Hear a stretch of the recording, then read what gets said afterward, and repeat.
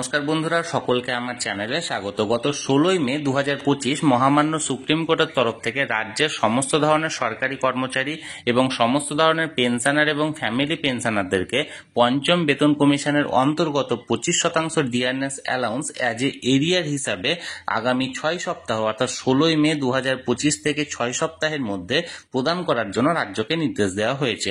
এবং এই নির্দেশের পর বিশেষ করে সমস্ত ধরনের পেনশনার এবং সমস্ত ধরনের ফ্যামিলি পেনশনাররা এই 25% ডিয়ারনেস অ্যালাউন্সের এরিয়া নিয়ে বেশ কিছু সমস্যায় পড়েছে। আজকের ভিডিওটিতে আমি মূলত সমস্ত ধরনের পেনশনার এবং ফ্যামিলি পেনশনারদের সেই সকল সমস্যা এবং এই সমস্যাগুলির সহজ সমাধান নিয়ে আলোচনা করব।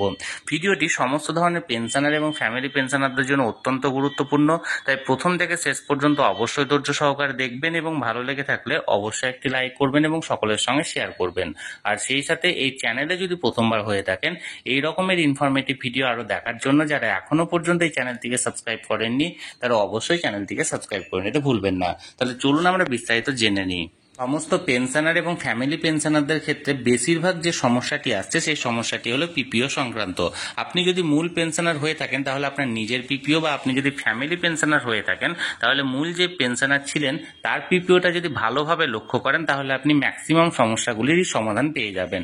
চলুন পিপিও থেকে কোন কোন সমস্যাগুলি আসে বা আপনি পিপিও থেকে কোন কোন সমস্যার সমাধানগুলি খুঁজে পাবেন সেই ব্যাপারে আমরা আগে জেনে নিই। সর্বপ্রথমে আমরা জানবো পিপিওটা কি। পিপিও অর্থাৎ পেনশন পেমেন্ট অর্ডার হলো একজন সরকারি কর্মচারী যখন দীর্ঘকাল তার সার্ভিস লাইফ কমপ্লিট করেন, অর্থাৎ নিজের চাকুরি জীবন অতিবাহিত করার পর যেদিন তিনি অবসর নিতে যান সেই সময় তাকে সরকার থেকে একটি পেনশন পেমেন্ট অর্ডার জারি করা হয় এবং এই পেনশন পেমেন্ট অর্ডারে সেই সরকারি এমপ্লয়ির যাবতীয় তথ্য বা ইনফরমেশন এখানে লিপিবদ্ধ করা থাকে।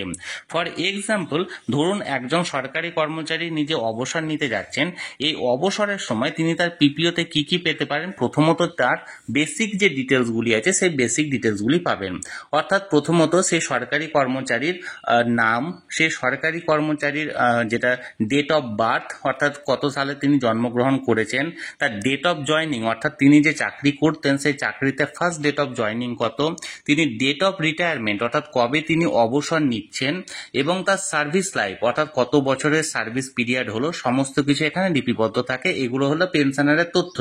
অর্থাৎ ফর এক্সাম্পল, ধরুন একজন ব্যক্তি 1/5/1995 সালে নিজের সার্ভিস লাইফে যোগদান করলেন, প্রথম চাকরি জীবন শুরু করলেন এবং তিনি 31/7/2017-তে তিনি ডেট অফ রিটায়ারমেন্ট অর্থাৎ অবসর নিলেন এবং তার সার্ভিস পিরিয়ড হলো 22 বছরের 3 মাসের জন্য। এই সমস্ত তথ্যগুলি অর্থাৎ ডেট অফ জয়নিং, তার date of retirement, service period সবকিছুই কিন্তু পিপিওতে লিপিবদ্ধ করা থাকবে। এই সরকারি কর্মচারীর বেসিক ইনফরমেশনের পাশাপাশি আরো বেশ কিছু তথ্য এই পিপিওতে পাওয়া যাবে। যেমন পাওয়া যাবে ধরুন লাস্ট বেসিক পে, অর্থাৎ সেই সরকারি কর্মচারী যে ডেটে অবসর নিচ্ছেন, অর্থাৎ ফর এক্সাম্পল এখানে আমি বললাম 31/7/2017-তে তিনি অবসর নিচ্ছেন, এই 31/7/2017-তে তিনি যে চাকরি করতেন সেই চাকরিতে লাস্ট যে বেসিক পে ছিল সেই বেসিক পেটা কিন্তু এখানে এন্ট্রি করা থাকবে। ফর এক্সাম্পল আমি ধরলাম এখানে তার লাস্ট বেসিক পে ছিল 42,000 টাকা এবং এই 42,000 টাকা অনুযায়ী অর্থাৎ এই লাস্ট বেসিক পে অনুযায়ী সেই সরকারি কর্মচারীর যাবতীয় ক্যালকুলেশন কিন্তু এখানে কমপ্লিট করা হবে। যেমন ধরুন এই লাস্ট বেসিক পের উপর ভিত্তি করে সেই সরকারি কর্মচারীর বেসিক পেনশন নির্ধারিত হবে।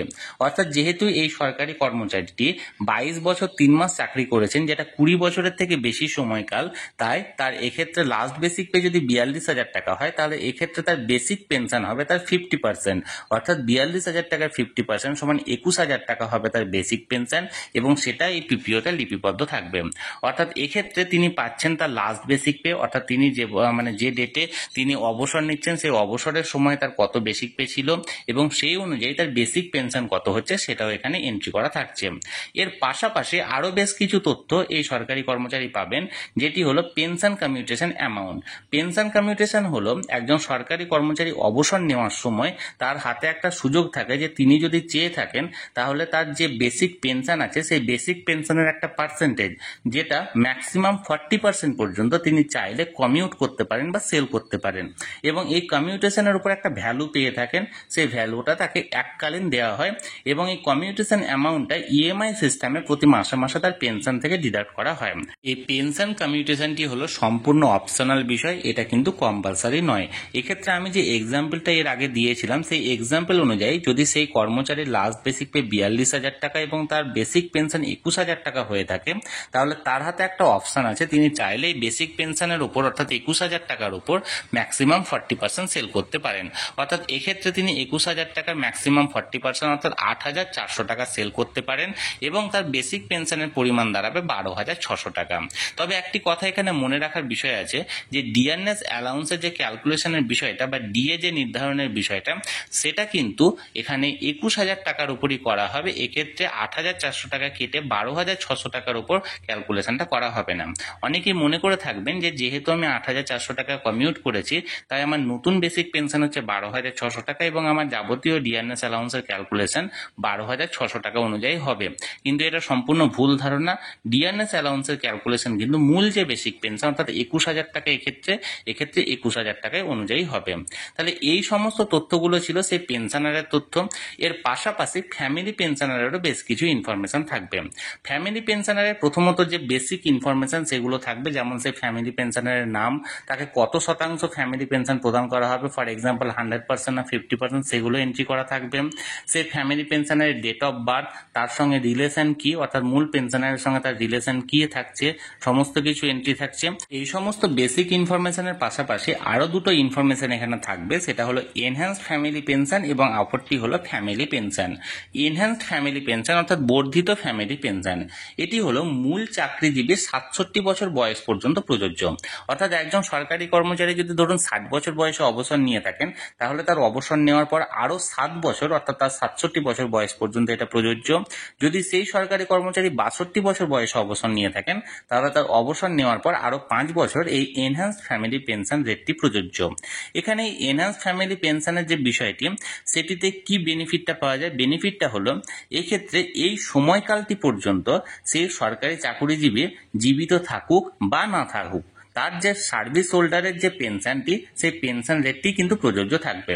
ফর এক্সাম্পল ধরুন আমি যে আগের উদাহরণটা দিয়েছি, যে একজন সরকারি কর্মচারীর তিনি যদি ধরুন 31/7/2017 তিনি অবসর নিয়েছেন এবং 31/7/2017 অবসর নেওয়ার পর ধরুন তিনি 60 বছর বয়সে অবসর নিয়েছেন, তাহলে আরো 7 বছর অর্থাৎ 31/7/2024 পর্যন্ত তার এনহ্যান্স ফ্যামিলি পেনশন রেটটি প্রযোজ্য থাকছে।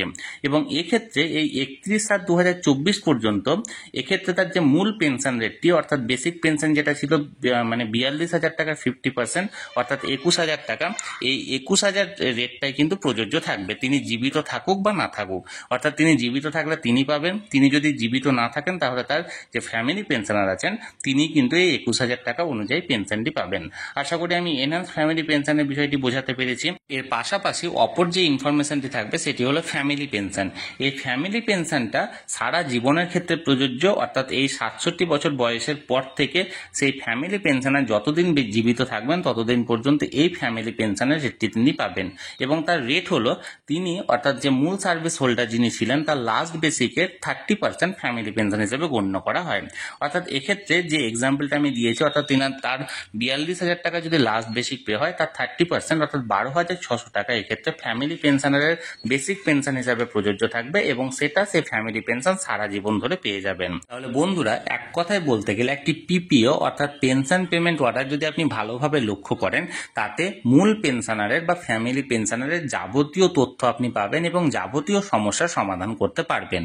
এক্ষেত্রে সেই মূল পেনশনারের বেসিক ইনফরমেশন অর্থাৎ তার নাম, তার ঠিকানা, তার কবে তিনি জয়েন করেছেন, তার ডেট অফ বার্থ, তার তিনি কবে অবসর নিয়েছেন, তার সার্ভিস পিরিয়ড কত ছিল, যাবতীয় তথ্য পাচ্ছেন।